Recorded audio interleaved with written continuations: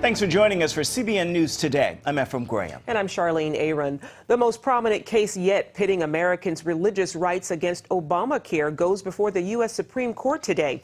It involves one of the nation's largest Christian businesses, Hobby Lobby. Its owners say the law forces them to pay for contraceptives that could cause an abortion, and that violates their beliefs. Paul Strand reports.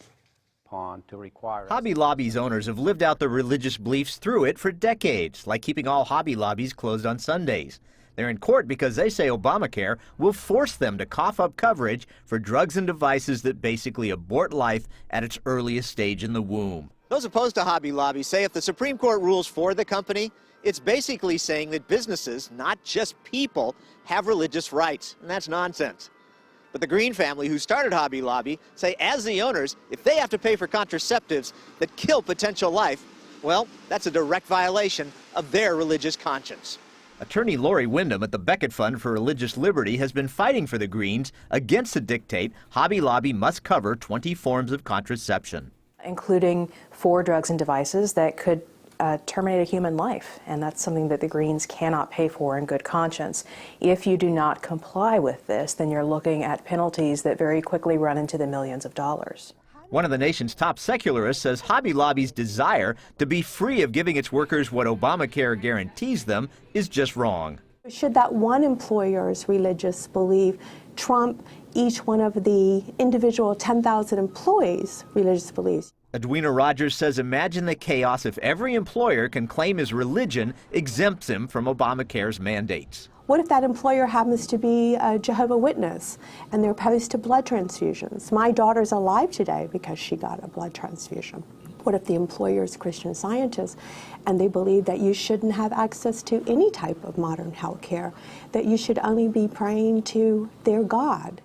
Wyndham says Hobby Lobby only wants to be free of having to cover the 4 drugs and devices that can terminate an unborn life. And even then, all its employees could still go buy them themselves. They have a right to access all different forms of contraception, even those that could take a human life, and this case isn't going to change that. What's at stake here is whether the government can force the Green family to be the ones who provide those things. But Rogers argues Hobby Lobby's owners won't actually be taking money out of their pockets to buy these contraceptives.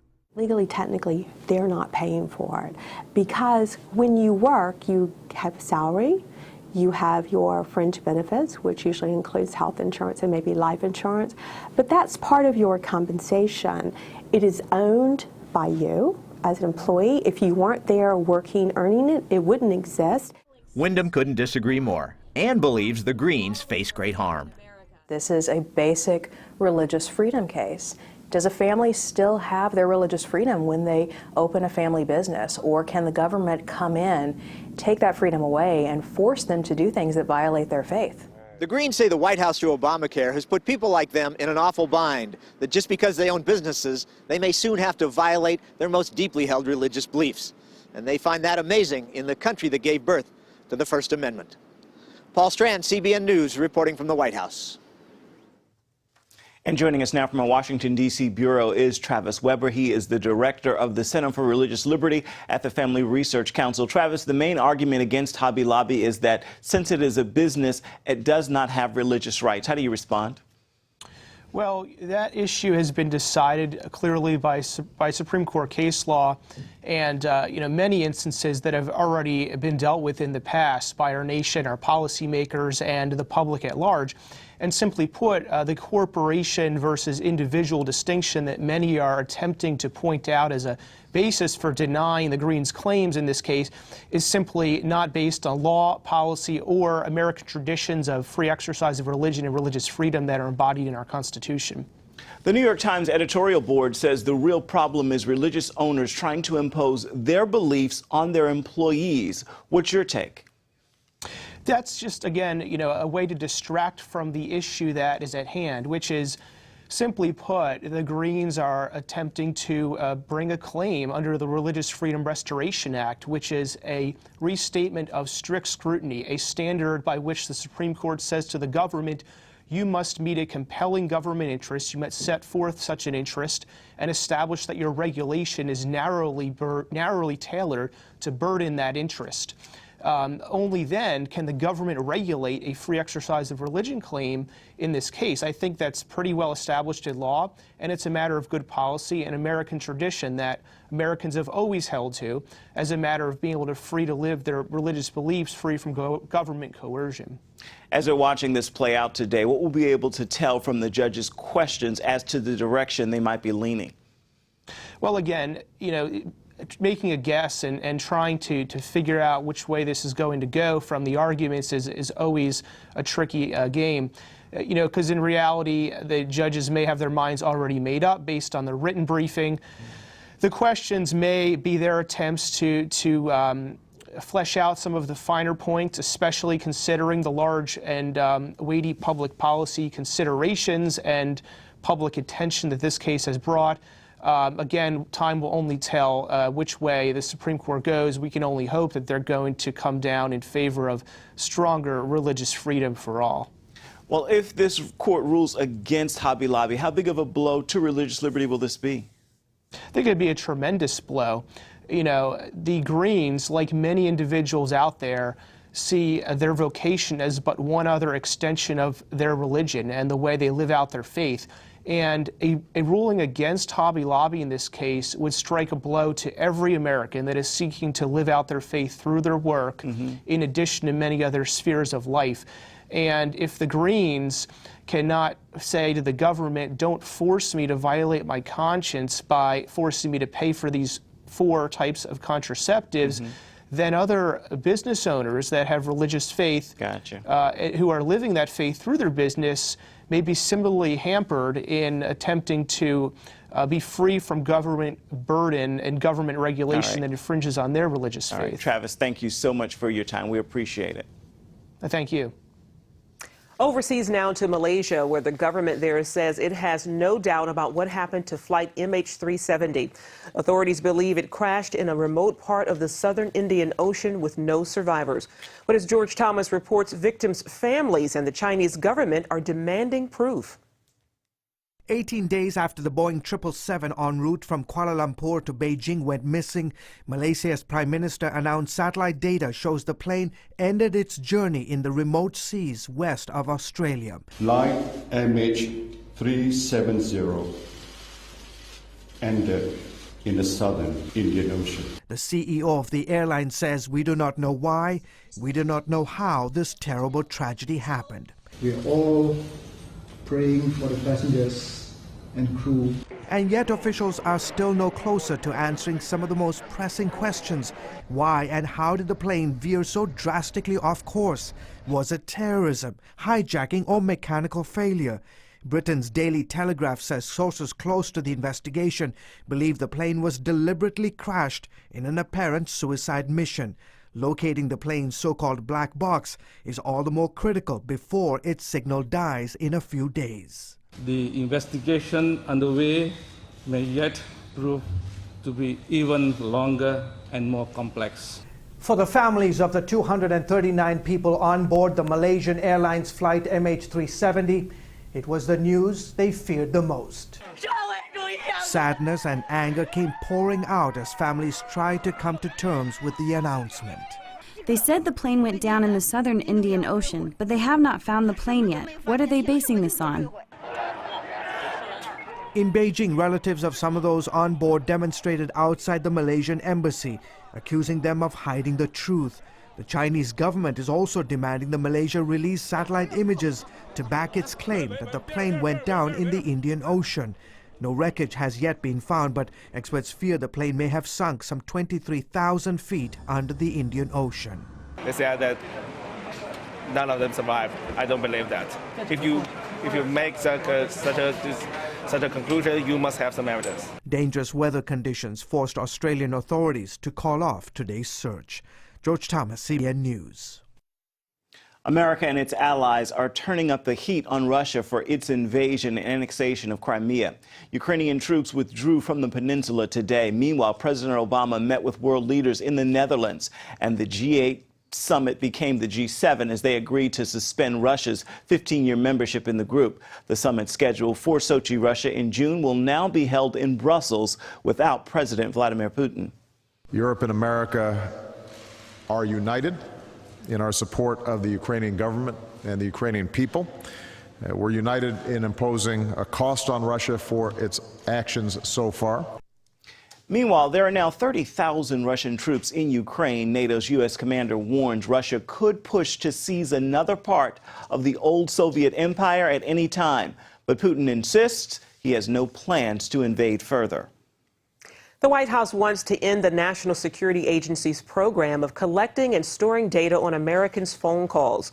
This week, President Obama is expected to ask Congress to draft a law having phone companies store those records instead, and that the data be kept for only 18 months instead of the 5 years the NSA holds it now. The administration says this approach will allow the government to access the information without collecting and securing it. However, the plan needs congressional approval, which could be difficult to secure. 2 people are dead after a shooting at the world's largest naval base in Norfolk, Virginia. The deadly shooting took place Monday night aboard a ship, putting the base on lockdown for about 45 minutes. 1 sailor and 1 civilian were pronounced dead at the scene. Navy officials say security forces shot and killed the civilian suspect. Officials are investigating how the civilian was able to get the weapon on base. The death toll from that mudslide in Washington state continues to climb. The slide struck about 55 miles north of Seattle on a Saturday when most people were home. More than 30 homes were destroyed. At least 14 people are confirmed dead, and more than 100 are still missing. This mother is desperate for answers about her daughter, who was driving on Highway 530 when the mountain gave way. Another family who lost their home and 2 loved ones is glad that at least their dog survived. And we had one thing we could celebrate after, a day of just horror.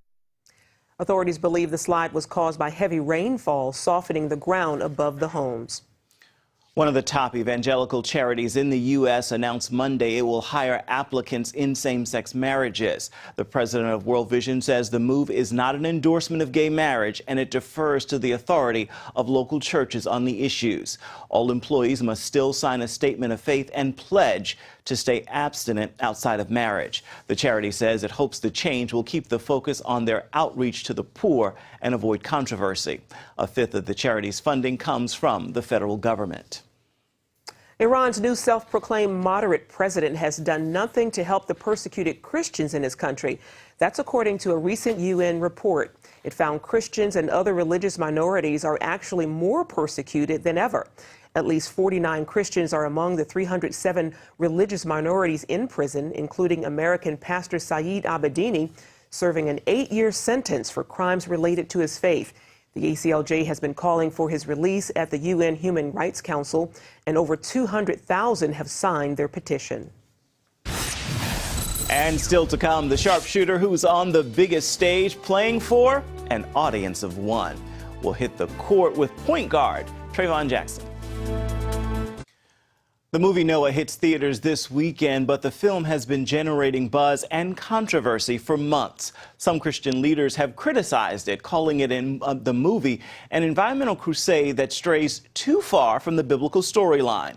But others are speaking out in support of the film starring Russell Crowe as Noah. Some of those voices are heard here in this special preview the studio released exclusively to CBN News. It's a horrifying story about how serious human sinfulness is. I know any good movie has to deviate from the book, and I loved the choices that they made. I thought it was a story that could have stopped once they got on the boat, and yet it kept driving me back to wanting to go back and read Noah again. What this story does, in I think a great way, is invite us to take a look at the man Noah.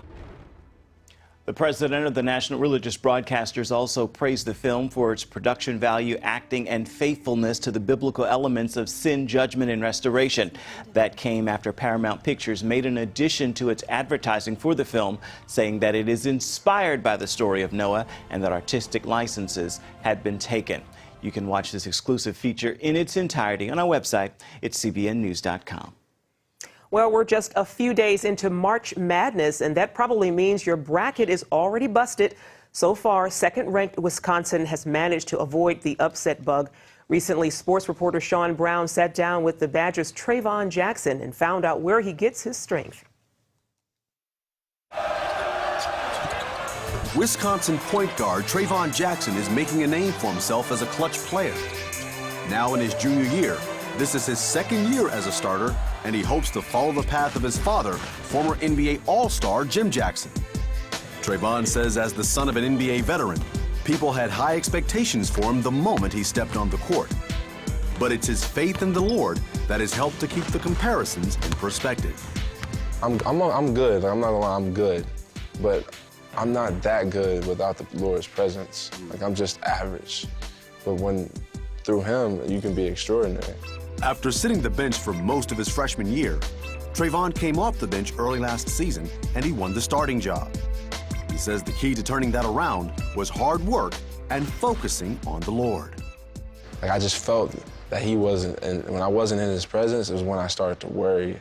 It's when I started to, worry about failure and just not play loose. But when I was with him, everything was just, I'm out there, like, you're not stopping me. In the last 2 seasons, Trayvon has emerged as a leader. As a point guard, he understands that his role is to put the team before himself. But to him, it's more than just part of the job. It's following Christ's example. I knew about it, like, man, he died on the cross. But as I'm digging and I'm seeking the kingdom, I'm seeking it, just to really see what he did was just truly amazing. Like, I could never fathom it, like, until I'm starting to really see his principles, see his ways, and it just makes me want to emulate him even more. And I want to do everything to represent him the way that I'm supposed to. As Trayvon leads the Badgers into another NCAA tournament, he wants all to hear this message. Just seek the kingdom, just seek his word, seek the ways of his righteousness, and he'll give you everything. He says it in his word, I'll give you everything and more. So, while NBA scouts and fans are probing into his stats, Trayvon says he hopes they'll see that he is more than just his father's son. I want them to see, like, something about that kid is just, out of the ordinary. And then when they do that, I'll be able to redirect that from me up to him. That's the biggest thing I want them to see, because I can care less about me. I just want to give all the glory and the praise to the kingdom and to the Lord, to Jesus Christ, because without him, I'm nothing. And to see more of our exclusive stories featuring athletes and their faith, just visit our CBN Sports page. Up next, crisis in Central Africa, how a Muslim-Christian conflict threatens thousands of people. The U.S. is stepping up efforts to find Joseph Kony. The military is sending aircraft and special ops troops to help hunt for the Ugandan warlord. They're searching for him in remote parts of Central Africa. Kony is the fugitive leader of the Lord's Resistance Army, a group known for brutal rapes and murders in the region, as well as their use of child soldiers. Kony and the group gained attention after a video called Kony 2012 went viral. It highlights the atrocities Kony and the LRA commit. The video has nearly 100 million YouTube views. A deadly battle is taking place in the Central African Republic. United Nations officials describe the scenes of lawlessness. Thousands have died and more than 1 million are homeless. In Washington, D.C. recently, an African religious delegation pleaded for help. Gary Lane has the story. The 3-man delegation came to America seeking help from members of Congress and others who would listen. We are here in Washington as Catholics, Protestants, and Muslims because our country is experiencing a crisis. They want Americans to know the Central African Republic is in the midst of a violent political upheaval, one that is still claiming innocent lives. The situation now is critical, and we need to act immediately and quickly. You have men and women and children who are just killed openly. The recent violence began when rebels known as the Selekas overthrew the government in March 2013. Muslim militias started attacking churches, Christian homes, and businesses. Is that true? And how do you respond to that? It's true, as you know, that perhaps the Seleka rebellion is comprised of as many as 80 or 90% Muslim. Surely they've certainly pillaged and burned and killed. They stole many vehicles and places that belong to the church. But at the same time, they've also done the same things to the Islamic people as they've come. And when I saw how they're behaving, I began to denounce them, to talk to them, to explain that what they were doing had nothing to do with Islam. A good Muslim is someone who doesn't kill. But the killings continued. Non-Muslim militias known as the anti-Balakas retaliated. The anti-Balaka militias began to occupy towns and villages even till they reached Bangui. Their abuses of civilians were so great that the Muslims had to flee, and many of them moved into our churches and parishes. And we can say that that has saved the lives of most of the Muslims who've remained in Central African Republic. More than 700,000 people have fled the violence and are now internally displaced. Another 300,000 are refugees in neighboring countries. Pastor Nicola says many Christians like him have taken Muslim families into their homes. A small number of French troops are attempting to keep the peace, but religious leaders say it's not enough. They want additional outside help. They say UN peacekeepers are needed, and Western nations should increase assistance to refugees and the internally displaced. All of these stories make us think of the tale of the Good Samaritan. And for us, that Good Samaritan might be an American who's watching the TV now and might want to come to help our country. And the Archbishop, Imam, and Pastor also urge people to pray for the Central African Republic. God says in the Bible that we should forgive our enemies. The prayers have to be oriented to reconcile hearts, to disarm hearts. They say it's the only way to bring about peace and start rebuilding their country. Gary Lane, CBN News. Operation Blessing is helping a village in Honduras get clean drinking water. That's right. Locals used to get their water supply from a stream in the mountains, but the water wasn't safe to drink and often caused their families to get sick with stomach pains and diarrhea. Operation Blessing teams built a large storage tank and a purification system to treat the water and make it safe to drink. Then they created a network of pipes going to each house in the village, providing every single family with its own water faucet. It's amazing. Beautiful. Things we take for granted. I was just going to say that. The things we take for granted. Something as simple as a water faucet with clean water. At your house. Thank God for Operation Blessing. Indeed. Well, that's going to do it for now on CBN News Today. You can find more of our exclusive coverage of the issues you care most about at cbnnews.com. Take the time to tell us what you think about the stories you've seen here today. You can do that on Facebook or at CBN News on Twitter. Hope you'll join us again right here next time. Make it a terrific Tuesday, everybody.